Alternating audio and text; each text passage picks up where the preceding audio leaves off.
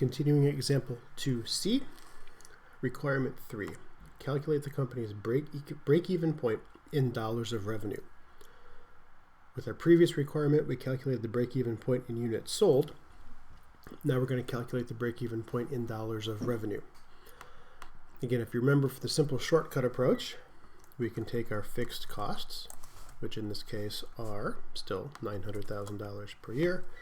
We can divide that by the CM ratio. One of the reasons we include this percent of sales column is if we ever want to do anything with percentages, it's right here in our data and it's easy to work with. So we can do then break-even point in dollars of revenue and simply divide 900,000 of fixed cost by 60%, and we get our break-even point in revenue of $1.5 million, which is the same amount of revenue we had in our previous requirement, and it should be. We're describing a particular level of sales volume, and we're using two different means to describe it, number of units or number of dollars of revenue. So that's the same. We can also use the same approach that we used, taking our entire income statement, replacing it there. And in this case, what we're not going to do, since we're not working with units of revenue, we're not going to use that column, but we're going to use the dollars of revenue column. And what we can do is we can take the same approach, that fixed cost divided by CM ratio gives us dollars of revenue.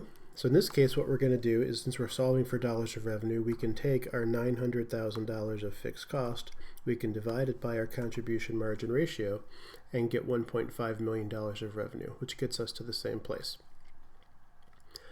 And if we need to fill in our number of units, we can take our $1.5 million of revenue, divide it by $200 per unit, and figure out the number of units.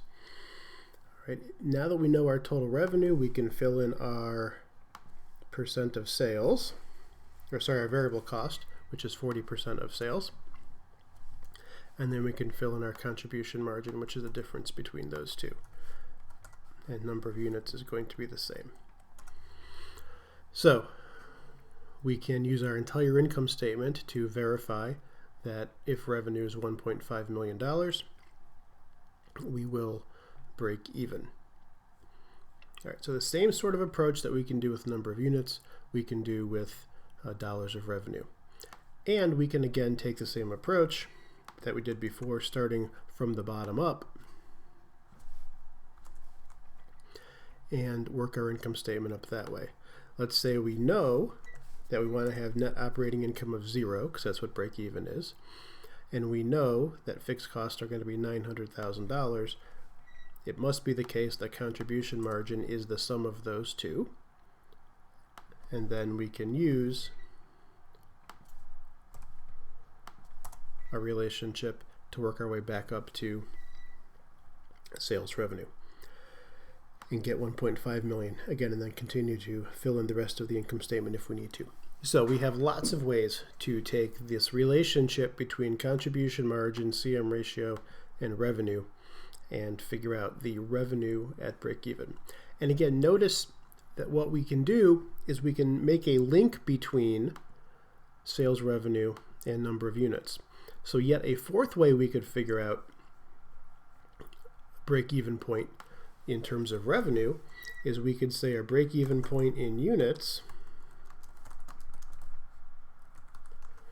we figured out before, is 7,500 units.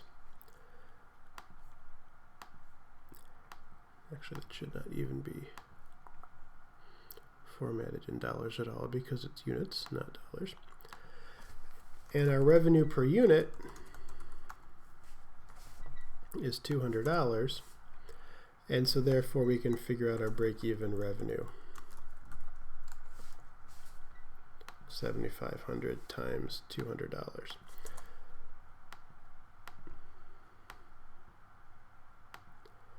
And get the 1.5 million. So if you've already done requirement 2, or if you already know the break-even point in units, you can easily translate that into revenue. And of course, you can go the other way. If you've already done the break-even in revenue, you can translate that into units by simply dividing by the revenue per unit. So either way, you can go back and forth. So that is requirement 3. calculate the company's break-even point in dollars of revenue.